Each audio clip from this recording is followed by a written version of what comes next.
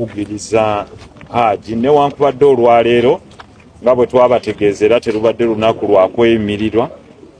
Oludda oluwaabi luze ne lugamba nti obujulizi terunaba kuŋŋaanya bumala, naye ne lusaba nti balwongereyo paka ng'ennaku z'omwezi 13 mu Novemba mu mwezi ogw'Okumu gukomewo nga gukuŋŋaanyizza obujulizi.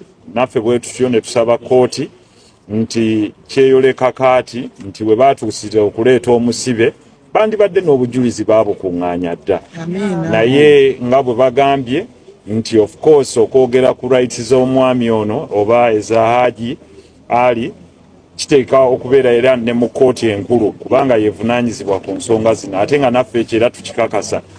Naye omulamuzi ategeezezza oludda luli lwanguye okuŋŋaanya obujulizi bwabwe, era naffe tubawagaabwe nti nga bwe tugambye nti singa mwali mukimanyi nti mulina obujulizi bwonna mwandize buzi n'obujulizi, kuba mugambye emyezi gyonna egibaddewo obujulizi mubadde mubuyina, ne bagambye obujulizi tebuwera, so bakyanoonyereza obujulizi obusukkawo nga omuntu waffe Haji bw'akyali emabega w'emitayimbwa.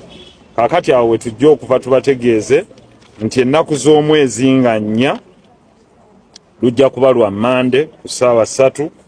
Twataddeyo okusaba kwaffe mu kkooti enkulu ey'omu Kampala eya High Court Criminal Division egenda okutuula wali ku High Court mwenna we mumanyi ku ssaawa 3 lwe tugenda okuteekayo okusaba kw'okweyimirira okwa Haji Ali Mwizelwa. Ekirungi nti bano bategeezezza nti bo tebannamaliriza kubuuliriza ku nsonga eno, bakyanoonyereza, bakyakuŋŋaanya bujulizi. So ekyembi nti omukulu ali munda bo nga bwe banoonyereza. Kakati nga bwe tubagambye titujja kgenda mu maaso nga tussa ekitiibwa mu kkooti, nammwe okubassaamu ekitiibwa. Tubakubiriza tukuume enneeyisa ennungi n'okubeera nga tugoberera ebiragiro bya kkooti nga bwe bituwadde. Buli omu wa ddembe okuba n'endowooza ye ku nsonga eno, naye ate era tubeebaza mwenna abasitukiddemu ne mubaawo. Ssaawa 3 mwenna mbategeezezza production warrant tugiina ng'ennaku z'omwezi 4 omwezi ogwa Novemba wali mu High Court mu Criminal Division. Nsaba Katonda abatukuumire. Oludda oluwaabi lugamba terunaba kwetegeka bulungi, terunaba kuŋŋaanya bujulizi bumala. Nga bw'okigaye nti oludda oluwaabi lutegeezezza nti terunaba kuŋŋaanya bujulizi bumala kubeera wano oba kwe kwetegeka obulungi nga bw'ogambye. Naye ffe tuli beetegefu okudifendinga ku ludda lwaffe ebyo byonna ebinaabireeteddwa eri owaffe gwe tukiikirira, kubanga toyinza kusala gwa kawala nga tonnawulira gwa kalenzi.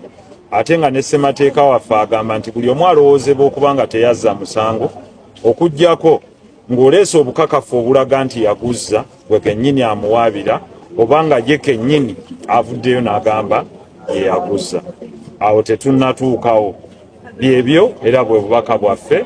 Mwebale nnyo. Ali mu mbeera ki? Wuuyo mwenna mumulabye. Embeera gy'alimu yeeyo tetujja kugyogerako, mwenna mumulabye, si wa kyama. Allahu Akbar. Kutemto wasoka kuwuliriza saidi ye saidi ya msajja jokaje wawuliriza. Waddembe kwatete yantuukirirako naye sikirinaako buzibu.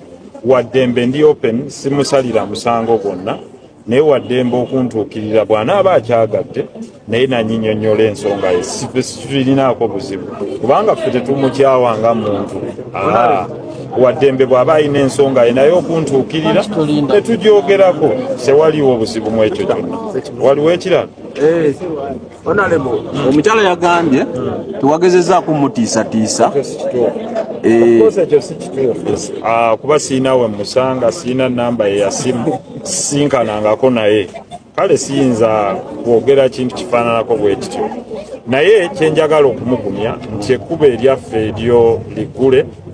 Bw'aba alina ky'ayagala okugamba weetuli situmusalira musango era tewaliwo gwe tusalira musango ffe era ng'abakulembeze, naye bw'aba ayagala okumuwuliriza we have open hands. Ate ekirungi ye yali ebweru era singa yayagala okunoonya Honorable Nsereko yandinoonyeza nga bwe yanoonyeza abalala ne bamuwuliriza. Lwaki omuloopa ate alina access ku kizibiti? Wangi? Lwaki yaloopa omusanga ate alina access ku kizibiti?